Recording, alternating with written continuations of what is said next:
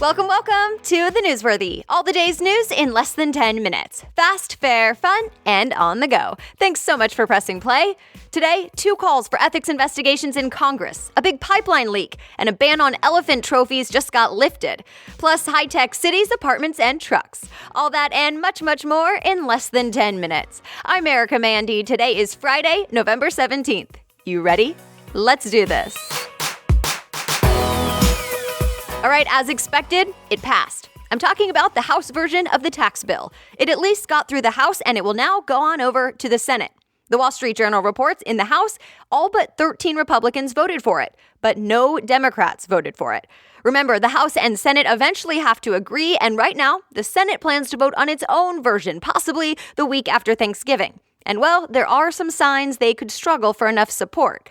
Still, reports say a Republican tax overhaul plan has never before gotten this far through Congress. So again, stay tuned.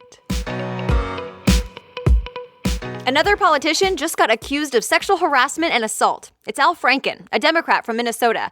A KABC radio host told her story, saying Franken forced a kiss on her and groped her about a decade ago. There's even a picture of Franken with his hands over her shirt while he's smiling at the camera, and she says she was sleeping.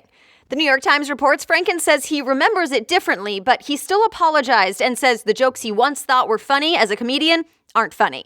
His statement said he'll cooperate with an ethics committee investigation. There could be another ethics investigation in Congress, this one for Senator Bob Menendez. The Washington Post reports he just got a mistrial yesterday in a federal bribery case against him, meaning the jury couldn't agree. He was accused of getting money and perks in exchange for political favors. He says he's innocent. Once he found out it was a mistrial, Menendez broke down in tears of relief talking to reporters, and he said he'll go back to Washington to fight for the people of New Jersey. But we'll see if that lasts. Prosecutors will now decide if they want to put him on trial again. And a top Republican is calling for an ethics committee investigation, which could eventually remove him from Congress. There was a big leak from the Keystone Pipeline. The AP reports 210,000 gallons of oil spilled in South Dakota, and it's the largest ever Keystone oil spill in that state. Remember the Keystone Pipeline? It was built by TransCanada, a Canadian oil company. The pipeline moves crude oil from Canada into several areas of the U.S. At this point, it doesn't sound like the leak affected any waterways or wildlife. The company said safety of the public and environment are top priorities. But an environmental group says this is Exhibit A of why an extra section of the pipeline should not be allowed in Nebraska. That is part of what TransCanada hopes to build, and it's called the Keystone XL pipeline. Critics, including Native American tribes, are not feeling that. They say there will be more spills and it's polluting people and wildlife. Supporters say it's less risky than trains and it creates jobs.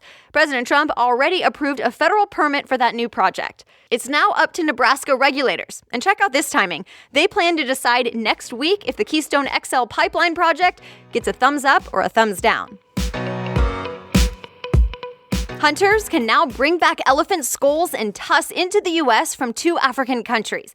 The Trump administration just lifted a ban on importing what's known as elephant trophies, which are often skulls and tusks.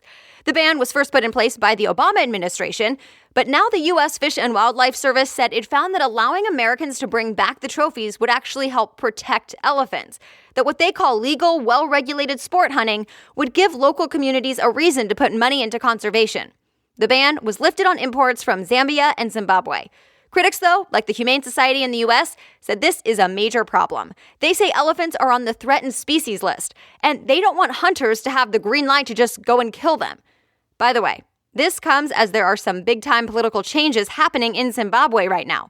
The military just pushed aside the president there, Robert Mugabe, who has been in power since the 80s. The BBC reports Mugabe is now on house arrest, but he says he will not step down. All right, other things people may be talking about today. Major League Baseball's most valuable players. They were just announced. For the American League, the most valuable player is the Houston Astros' Jose Altuve. Remember, the Astros just won the World Series. For the National League, the MVP is the Miami Marlins' Giancarlo Stanton. Congrats to them. Okay, the big reveal happened. We now know all about Tesla's new all-electric semi-truck. The Verge had the highlights. First of all, it's got a pretty sleek look that will definitely stand out on the road. And the driver's seat is in the middle, since there isn't usually a passenger. This semi can go 500 miles at highway speed on just one battery charge, and it will have the Tesla system to be at least semi-autonomous. It can go 0 to 60 in just 5 seconds, which is pretty impressive for a semi-truck, and it can go faster uphill than the typical diesel truck as well. Now it's only a matter of time before we see Tesla's semi-trucks on the freeway. Bill Gates wants to build a smart city in Arizona. A city with high-tech everything like self-driving cars, Wi-Fi and data centers, and automated hubs. Bill Gates is the billionaire who co-founded Microsoft. The Arizona Central reports he just invested $80 million to build this smart city just outside of Phoenix. And he's not the only one doing something like this. Remember, just last month, we talked here about how an arm of Google's parent company is building another high-tech area, this one in the city of Toronto. You should now be able to search for an apartment on Facebook. The Street reports Facebook's marketplace section already lets you buy and sell items there, but starting yesterday, you can also search for housing rentals. You can look for a specific location, price, number of bedrooms, pet policies, all that basic stuff. Apparently, it's a partnership with Apartment List and Zumper. You can already look for cars as well on Facebook's marketplace. All right, we're just 1 week away now from Black Friday. Business Insider reports Black Friday might be the best time to buy an iPhone 10 if you want one, but not necessarily from Apple. The iPhone deals will likely be at places like Walmart, Best Buy, and Amazon. Forbes reports Samsung will have some great deals to look out for this year as well. Parents, the hot item for the kiddos is fingerlings, those small monkeys that cost about $15. But here's the thing about Black Friday and Cyber Monday. It can also lead to some credit card debt. MarketWatch says the average American had more than $1,000 in debt after last year's buying season, and Forbes reports Americans will likely spend more this year, close to 50% more than last year. So I got together with my friend and certified financial planner Hillary Hendershot of Profit Boss Radio for a little collaboration. She's going to provide us with a quick financial minute with an action tip. Today, it's all about tracking what you spend for the holidays. Here's how you can avoid holiday debt regret. Track holiday shopping closely, preferably in a spreadsheet, so you can see how close you're getting to your spending cap with each purchase. Track what you bought, where you bought it, when it's expected to arrive, and even when they've received it. It keeps things organized and on budget and becomes a great resource for next year. So many of my wealthy clients spend less and stay on plan when they track. Subscribe to Profit Boss Radio to hear how I went from having tens of thousands in debt to a 7-figure net worth in just a few years. Next week's episode is called The Complete Guide to Life Insurance.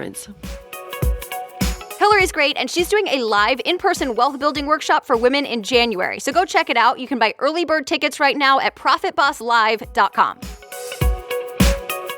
And that's it. You are all caught up. Don't forget to subscribe wherever you listen, and you can always read more about any of the stories we talked about on thenewsworthy.com. Click show notes and find today's date. The Newsworthy is ready for you every day, Monday through Friday by 4 a.m. Eastern Time. I'll be back on Monday. Have a great weekend.